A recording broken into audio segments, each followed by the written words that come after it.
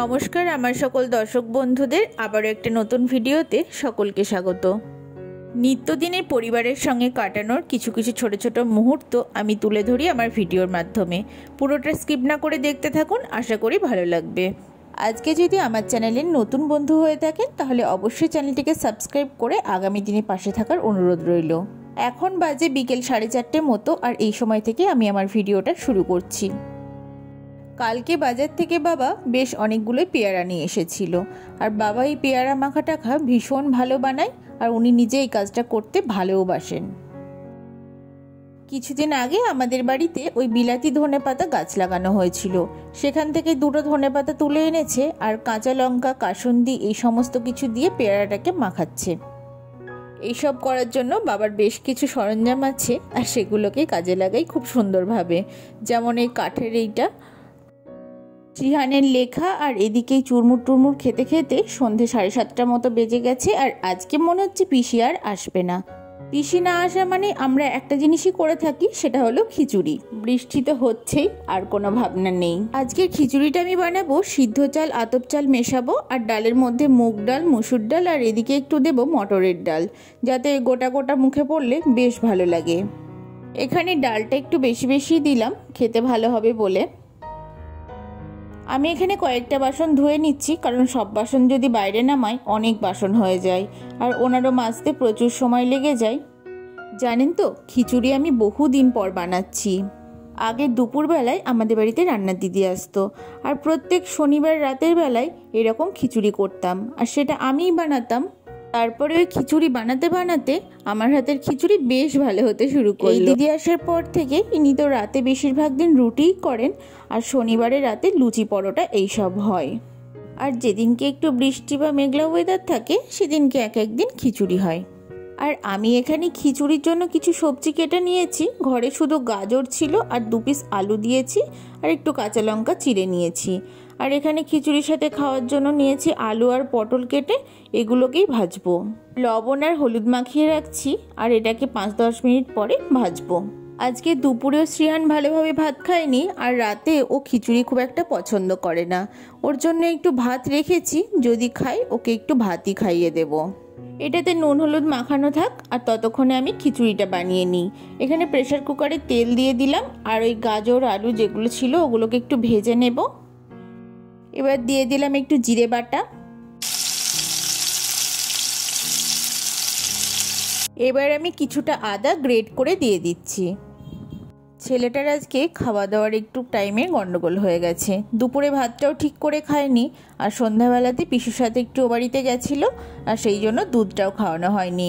দুধ যদিও আমি ওকে রেগুলার দিই না, যেদিনকে মাংস বা ডিম খাই সেদিনকে আমি দুধটা অ্যাভয়েড করি আর যেদিনে দুপুরে একটু খাওয়া দাওয়াটা কম করে সেদিনকে দুধটা দিই। সবজির সাথে মশলাটা কষানো হয়ে গেছে, এবারে ধুয়ে রাখা চাল আর ডালটা আমি দিয়ে দিচ্ছি। এবারে 5 মিনিট মতো একটু নাড়িয়ে নেব ওই সবজি আর মশলার সাথে। আজকে ওই খিচুড়ির পরিমাণ অনুযায়ী প্রেসার কুকারটা হয়ে গেছে ছোট, তবে এর থেকে বড় প্রেসার কুকার আর বাড়িতে নেই। আর হাঁড়িতে খিচুড়ি করলে ওই জলের পরিমাণটা আমি ঠিকঠাক বুঝতেই পারি না। প্রেসার কুকারের ঢাকনাটা দিয়ে দিলাম, এবার একটা সিটি পড়ার জন্য আমি অপেক্ষা করব। আর এইদিকে ভাজাভুজিগুলো করে নিই, তার জন্য কড়াইতে সাদা তেল দিয়ে দিয়েছি। এবার একটু মান ভেজে নেব, যে মানটা শোকানো ছিল মা ও বাড়ি থেকে পাঠিয়েছিল আর ও এটা খিচুড়ি দিয়ে খেতে চাইলো। এর সাথে একটু জিরে আর শুকনো লঙ্কা ভাজতে হবে। জানেন, আমাদের এই বাড়িতে এই মান ভাজাটা আবার অনেকেই পছন্দ করে, যেমন দাদা ও দুজনেই এটা খেতে ভালোবাসে। খুব অল্প সময়ে যদি কিছু ভাজাভুজি করতে মন হয় তো এটা তার জন্য একদম পারফেক্ট। এদিকে আলুটা ভেজে নিচ্ছি, কারণ বাচ্চারা এবার খেতে বসে যাবে। বাচ্চারা দেখেছি আলু ভাজাটা খেতে ভীষণ ভালোবাসে, প্রত্যেকটা বাচ্চাই আলু ভাজা পছন্দ করে, আমরাও ছোটোবেলায় করতাম। আর এদিকে পটলগুলো একে একে ভেজে নেব, অল্প অল্প করে দেব, নাহলে আবার ভালো ভাজা হয় না। ওই দেখুন, কথা বলতে বলতে আমার একটা সিটিও পড়ে গেছে। এবার আমি প্রেসার কুকারে ভাপটাকে একটু বেসিনে জল দিয়ে ছাড়িয়ে নিচ্ছি। ওই যে আগেই বললাম খিচুড়ির পরিমাণ অনুসারে প্রেসার কুকারটা ছোট হয়ে গেছে, তাই খিচুড়িটাকে আমি একটু ঢেলে নিলাম আর একটু গরম জল দিয়ে আর একবার ফুটিয়ে নিলাম। আর ফোড়নে দিলাম 5 ফোড়ন, শুকনো লঙ্কা, তেজপাতা। এই যে আমি খিচুড়িটা বেড়েও নিয়েছি আর সকলের খাওয়া দাওয়া শুরু হয়ে গেছে। শোবার আগে বারান্দাটা একটু পরিষ্কার করলে ভালোই লাগে, তবে রেগুলার করা হয় না। আজকে বেসিনটা পরিষ্কার করতে গিয়ে বেশ অনেকটা জল পড়ে গেল, সেই জন্যই মুছতে হচ্ছে। আর বৃষ্টি হচ্ছে, চারিদিকটা এত স্যাঁতসেঁতে হয়ে আছে। যাই হোক, সকালে উঠে দেখি আজকেও মেঘলা ওয়েদার। আজকে যেহেতু শনিবার, তো হাফ স্কুল আছে, 1:30টায় ছুটি হয়ে যায় আর 3টের মধ্যে বাড়ি চলে আসে। একটু টিফিনে চাউমিন দিয়েছিলাম আর সেটাই কৌটোয় ভর্তি করে দিচ্ছি। সোজা রথের দিন খুব ভালোভাবে রথটা সাজানো হয়নি, তাই বাচ্চাদের মনও ভরেনি। আজকের রথটা ইচ্ছা আছে একটু ভালোভাবে সাজানোর, সেই মতো দাদা সব কিছু জোগাড়ও করে দিয়েছে। আর এই ফুলের মালাটা আমাদের রাজবাবু বানিয়েছে, খুব সুন্দর মালা গাঁথতে শিখেছে। আর এই যে আমাদের দুটো রথই সাজানো হয়ে গেছে, মোটামুটি কমপ্লিট। এই রথ সাজাতে সাজাতে রাজ একটা মজার কথা বলেছে। এই যে গোপাল ঠাকুরটাকে এইভাবে বাঁধা হয়েছে, আর ও বলছে গাড়িতে সিট বেল্ট লাগিয়ে বসেছে। এই শুনে আমাদের হাসি আর থামে না। ও মাঝে মাঝে এরকমই মজার কথা বলে।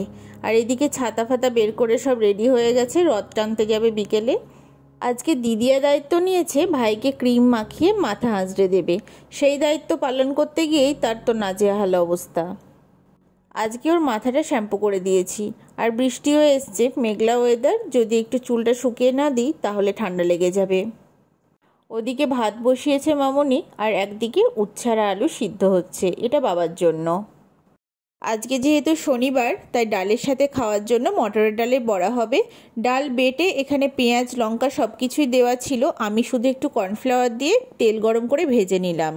সব ভাজাভুজিগুলো একটু গরম না হলে খেতে একদমই ভালো লাগে না। আজকে রান্না হয়েছে মুসুরির ডাল আর ওই লাল ডাঁটার তরকারি, পনির আর এই বড়া ভাজা করা হবে। আর সাথে আলু উচ্ছে সিদ্ধ দেওয়া হয়েছে। আমার এই বড়া ভাজতে ভীষণ ভালো লাগে, তাই আমি আগে আগে ভাজতে চলে এসেছি।